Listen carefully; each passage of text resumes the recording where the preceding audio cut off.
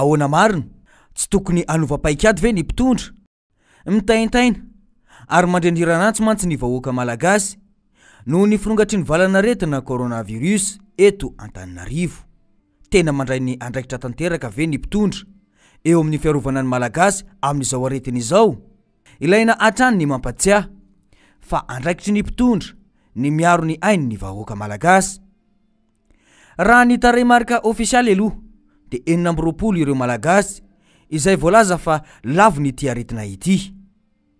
Tsy lazaina intsony ireo olona izay nindosy ny fahafatesana maro izay tsy fantatra ny tena antony. Efa maro ihany angamba izay filazana fa tsy voafehy mihitsy ny fiparitany tsy mikaretina na dia ny fanohitra amin'izany aza no voalazan'ny mpitondra. Ity sary ity dia mampiseho tsara fa mbola tena ao anatin'ny fiakarana isika ary tsy mbola tratra akory ilay pika. Ireo tsipika mangamanga dia nisan'ireo olona voatily isan'andro fa mitondra ny tsy mikaretina. Raha toka ilay tsipika menamena dia nisalanisa isan-kerinandro izay hita fa miakatra foana isan'andro vaky izao. Hoy mantsy ny filoha Ravalomanana hoe ty ady amin'ny otrikaretina virus coronavirus ity tsy hoe manana na tsy manana na madinika na vavety aza tratrany ihany.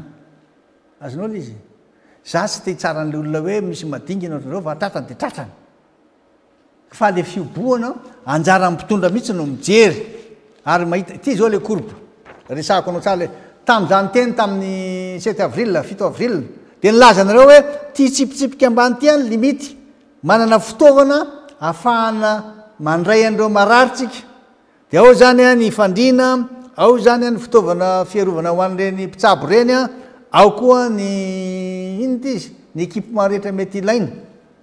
Nisy olona ny teny tamin'ny fandarana hitako tany Fianararivo izy tena masiko zao nahita hoe nisy vazaha tratra fa tena mitondra an'ilay tsy mikaretina dia hoy izy le vazaha za tsy hipetraka ato le farafara eo fa tsisy fandriana amboniny, tsisy ody lay, tsisy lay zany le lay, tsisy bodyfotsy, tsisy atoriko, tsisy dra, za ody lasa izy nefa izy fantatra va mitondra ny tsy mikaretina ary dia nilaza izy hoe tena tsy voafely izy satria tsy ampy le fitaovana. Misy ndray reo le mpitandro ny filaminana milaza hoe zay nge le retsika tena mba tsy manana le fiarovana koa tsy ampy. Dia ao koa le mpitsabo ny akamaroan'ny mpitsabo tena reniny tena miasa mafy reny satria mifampikosikosina amin'le olona ao. Tsy afaka malaza intsony le hoe ray metatra ny salava tsy maintsy bataina le olona, tsy maintsy karakaraina, tsy maintsy raisina ny tanany na ny izay raisiny ihany. Manazava tsara ilay korby izy ary efa laza fa mbola tsy nahatratra ilay pika isika hatramin'izao. Efa tamin'ny 27 ny volana May iny fandaharana iny. Izao dia samy mahatsapy isika fa tsy voafehy ny fiparitahan'ny aretina. Tsy maharaka intsony ny hôpitaly sy ireo mpiasan'ny fahasalamana. Betsaka ihany izay torohevitra sy ny filazana izay natao fa dia noheveriny mpitondra moa fa tsy tsara angamba ireny satria ny mpanohitra no manolotra azy ka dia tsy nisy noraisina na iray aza. Eny fa noenjena ary noraisina ho fahavalo aza ny mpanohitra ka nolazaina fa mitady seza na koa te hitantam-bola fotsiny izy ireo. Izao iaraha mahalala izao ny vokany fa dia ny vahoaka no mijaly. Ilaina ny paikady vaovao ary tokony ilazany marina ny mpitondra fa tsy mbola voafehy ny aretina fa tsy ilazana lainga isan'andro vaky izao ny vahoaka. Hoy ny solombavam-bahoaka hoe miamorongatra mitombo andro manalina ny isan'ny olona mitondra zany tsy mikaretina zany ary mitombo andro manalina ny olona maty nodimandry noho izany manana fifandraisana amin'izany tsy mikaretina zany. Antso tiako atao amin'ny fanjakana tompony fahefana mpanatanteraka dia tokony hanana fanetreteny ianareo mila mitady paikady vaovao. Tsy tokony hijanona resaka tsony. Be deaibe ireo filoham-pirenena teo aloha, be deaibe ny herivelona eto amin'ny firenena. Ekeko fa misy manam-pahaizana efa miara-miasa aminareo. Tena tsy mety le serasera hitondrana ny le ady. Tokony mbola miteny indray mandeha ny fitondram-panjakana anana fanetretena. Ilaza fa miamorongatra le izy. Mazava tsara izany fa ilaina ny manova fomba fiady. Ny fiangonana sasany aza amin'izao efa miverina amin'ny fanapahan-kevitra ny raisiny. Toy izany ihany koa ny amin'ny tribonaly. Ireny rehetra ireny dia vokatry ny firongatry ny aretina na ny tsy fifehezana ny aretina. ilaina ny manova ny fomba fanaovana serasera ho an'ny vahoaka raha mbola ny raha matahora foana no arangaranga dia tsy ahomby mihitsy izany. Raha mbola mitaraina ireo mpiasan'ny fahasalamana amin'ny tsy fahampian'ny fitaovana fiarovana azy ireo na ny tsy fahaizana mandrindra ny fahatongavana sy ny fizarana ireny fitaovana ireny, raha nolazainareo fa ampy dia tsy ho vita mihitsy ny mifehy io aretina io. Mila mahay miaino ihany koa ny fanjakana. Efa ela ihany ireo mpiasan'ny fahasalamana ireny no nitaraina, saingy taorana tondrakambolingisa izany fitarainana izany. Ireto ny fitakiana ataon'izy ireo taorian'ny fiaonana tamin'ny ministera ny fahasalamana.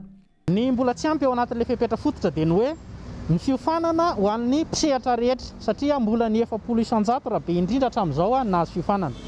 Ny équipement de protection na dia misy ary eo dia takinay ny ho ampy sy tsy tapatapaka izay équipement de protection zay.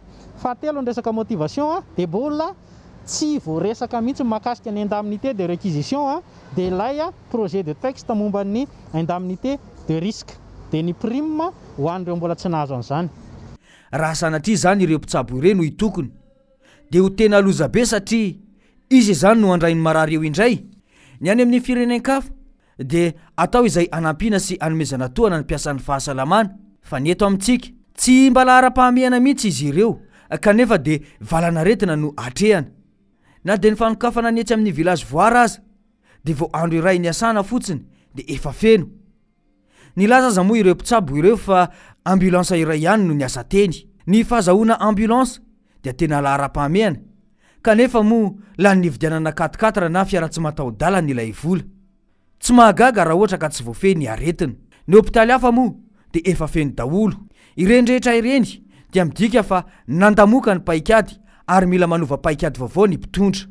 Mahatsiaro tena ho kamboty ny ankamaroan'ny vahoaka malagasy ankehitriny satria efa nailika any amin'ny vahoaka ny andraikitra fa tsy vita ny fanjakana intsony na atsipy mihitsy ny fandraisana andraikitry ny fanjakana izay nolazaina farany teo hoe défaillance d'état.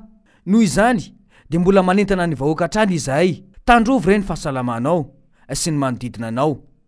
Dia diovy ny manodidina, manaova artava isaky ny voky ny trano. Ajao ny elanelana iray metatra fa sarobidy ny aina. Aza adino ny manasatanana matetika arak'izay azo atao. Tena mirongatra ny aretina ka ilaina ny mandray andraikitra. Hoy isika malagasy hoe aleo maty rapitso toy izay maty androany, koa raiso an-tanana ny fahasalamanao sy ny ankohonanao. Ry fanjakana, tsy mahadiso ny miaiky fa tsy mahomby ny paikady nataonareo, ka ilaina ny manova paikady sy mitady paikady vaovao ary manaiky fa ny vahoaka no lahara-pahamehana. Ilaina ny fahaizana manetry tena fa tsy miandry ho dokadokafana lavo zao. Ny mahasoan'ny vahoaka aloha no atao, izay vao mahafinaritra anareo. Sa ny mifanohitra amin'izany no mety aminareo? Fa ahoana mariny?